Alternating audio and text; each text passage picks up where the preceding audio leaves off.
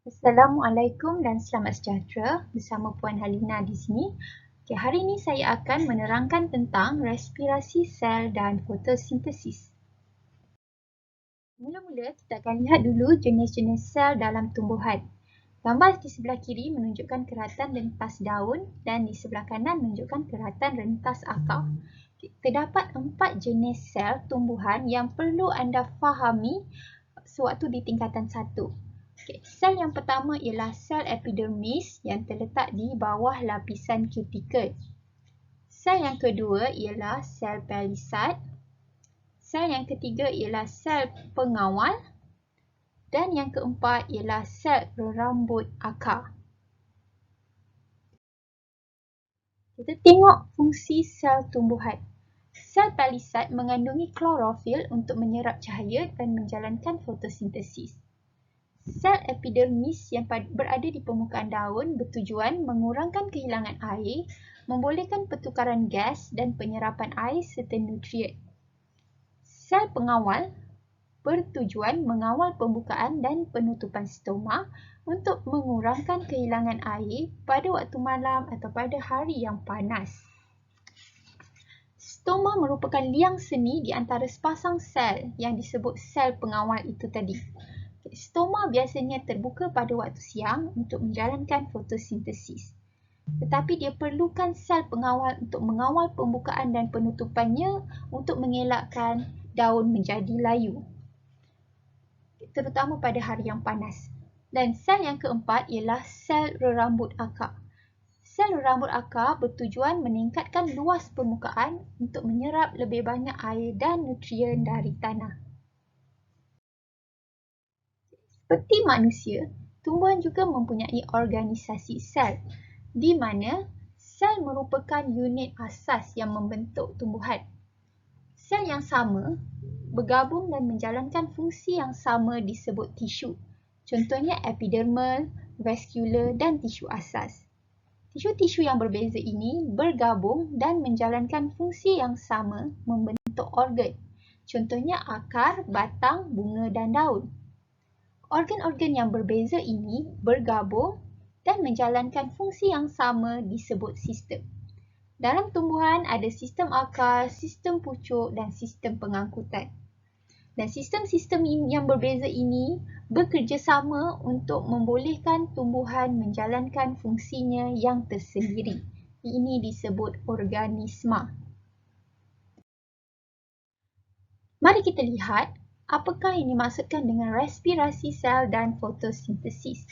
Dan kita juga akan lihat bagaimana kedua-dua proses ini saling memerlukan. Mula-mula kita lihat apakah respirasi.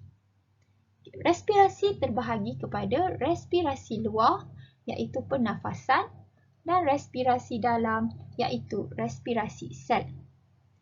Respirasi luar atau proses pernafasan melibatkan pertukaran gas antara organisma dengan persekitaran. Gas yang ditukar itu ialah gas oksigen dan karbon dioksida. Respirasi sel pula ialah proses pengoksidan makanan dan penguraian glukosa dalam sel hidup untuk membebaskan tenaga. Tenaga yang terbebas itu akan digunakan untuk semua proses hidup yang berlaku dalam badan. Di bawah ini ialah persamaan perkataan untuk respirasi sel, di mana glukosa akan berpadu dengan oksigen untuk membebaskan karbon dioksida, air dan tenaga. Apakah fotosintesis? Fotosintesis ialah proses penghasilan makanan oleh tumbuhan hijau. Makanan yang dibuat oleh tumbuhan hijau iaitu glukosa kemudiannya disimpan di dalam bentuk kanji. Proses fotosintesis memerlukan cahaya matahari, karbon dioksida, air dan klorofil. Di bawah ini ditunjukkan persamaan perkataan untuk fotosintesis, di mana karbon dioksida akan bergabung dengan air dengan kehadiran cahaya matahari dan klorofil untuk menghasilkan glukosa dan oksigen. Okay, ini ialah persamaan perkataan untuk proses fotosintesis. Sekarang kita lihat pula perbezaan di antara proses respirasi sel dengan fotosintesis. Respirasi sel berlaku di dalam mitokondria. Para pelajar semua telah belajar tentang struktur sel dan fungsinya, di mana mitokondria berfungsi sebagai tapak penjanaan tenaga. Jadi respirasi sel ialah proses yang membebaskan tenaga, ianya berlaku dalam mitokondria. Fotosintesis pula berlaku di dalam kloroplas, di mana kloroplas mengandungi klorofil. Untuk proses respirasi sel, proses ini ialah proses yang membebaskan tenaga, manakala fotosintesis ialah proses yang menyerap tenaga. Respirasi sel ialah proses yang menggunakan tenaga kimia daripada makanan untuk menghasilkan tenaga, manakala fotosintesis pula menggunakan tenaga daripada cahaya matahari untuk menghasilkan makanan. Proses respirasi sel berlaku pada semua organisma hidup. Ia berlaku pada manusia, haiwan, tumbuhan dan mikroorganisma, di mana semua organisma hidup memerlukan tenaga untuk menjalankan fungsi hidup. Manakala fotosintesis berlaku pada tumbuhan dan mikroorganisma yang berwarna hijau sahaja, kerana tumbuhan dan mikroorganisma ini boleh mensintesis makanan sendiri. Proses respirasi sel ialah proses yang menguraikan glukosa untuk penghasilan tenaga, manakala proses fotosintesis ialah proses yang mensintesiskan glukosa, menghasilkan glukosa. Hasil akhir untuk proses respirasi sel ialah karbon dioksida, air dan tenaga. Manakala hasil akhir untuk proses fotosintesis ialah oksigen dan glukosa. Proses respirasi sel ini berlaku sepanjang masa di dalam badan organisma hidup. Manakala proses fotosintesis berlaku hanya dengan kehadiran cahaya. Pada waktu malam tiada berlaku proses fotosintesis kerana tiada kehadiran cahaya. Tetapi pada waktu malam masih berlaku proses respirasi sel dalam semua organisma hidup. Kita lihat bagaimana proses fotosintesis dan proses respirasi sel saling berkaitan. Tumbuhan menghasilkan glukosa dan oksigen melalui proses fotosintesis.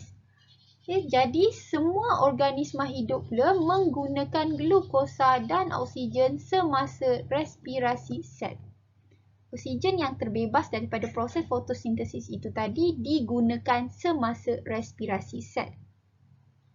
Sewaktu respirasi sel, semua organisma hidup akan menghasilkan karbon dioksida dan air, di mana karbon dioksida ini pula akan digunakan oleh tumbuhan semasa proses fotosintesis.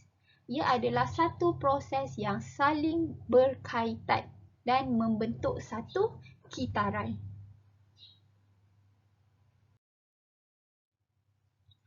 Proses respirasi sel menghasilkan karbon dioksida. Gas karbon dioksida itu tadi diserap oleh tumbuhan untuk tujuan fotosintesis. Tanpa karbon dioksida, tumbuhan tidak boleh menjalankan fotosintesis. Oleh itu, ia tidak dapat menghasilkan oksigen dan glukosa. Ya, faham ya? Oksigen yang terhasil semasa fotosintesis akan diserap oleh organisma hidup yang lain untuk diuraikan semasa respirasi sel. Penguraian glukosa menghasilkan karbon dioksida yang digunakan semula oleh tumbuhan. Dan proses ini akan terus berulang di antara fotosintesis dan respirasi sel. Maka kita boleh katakan bahawa proses respirasi sel dan proses fotosintesis adalah proses yang saling melengkapi antara satu sama lain. Okey, sekian dulu daripada cikgu. Selamat mengulang kaji pelajaran. Jumpa lagi.